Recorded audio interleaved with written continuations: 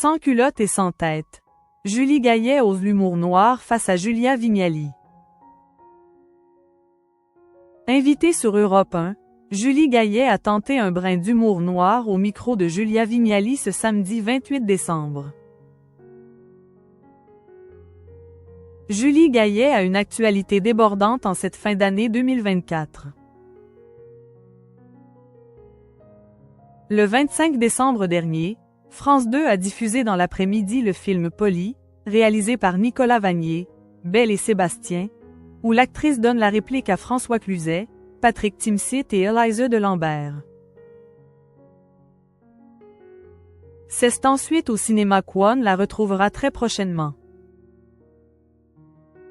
Le 1er janvier sortira l'ambitieux 6 jours de Juan Carlos Medina, Golem, le tueur de Londres. Le film s'intéresse à une affaire de meurtre et de kidnapping d'un enfant dans les années 2000. Julie Gaillet y incarne l'un des rôles principaux aux côtés d'autres stars du grand écran comme Sami Bouadjila, Anna Zoulé et Yannick Chouara. Julie Gaillet. Cette blague osée lancée face à Julia Vignali. Ce samedi 28 décembre, la femme de François Hollande était reçue par Julia Vignali dans le studio des Europe 1. La journaliste l'a principalement interrogée sur son actualité, mais aussi ses projets.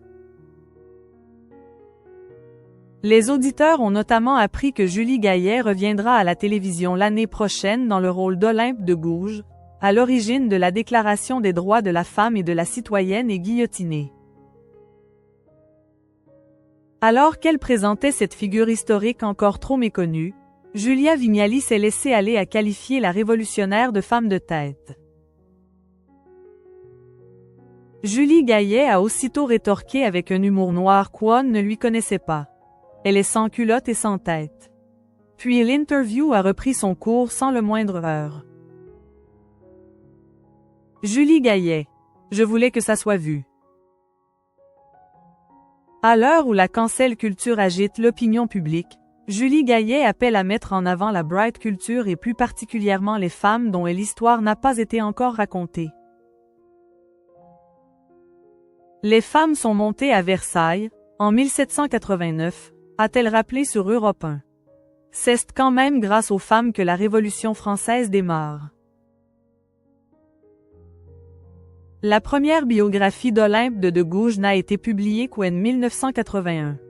Nous, on ne la connaissait pas au collège, poursuit l'actrice dans la même interview. Et d'Insister. Ça sera diffusé sur France Télévisions, parce que je voulais que ça soit vu par le plus grand nombre.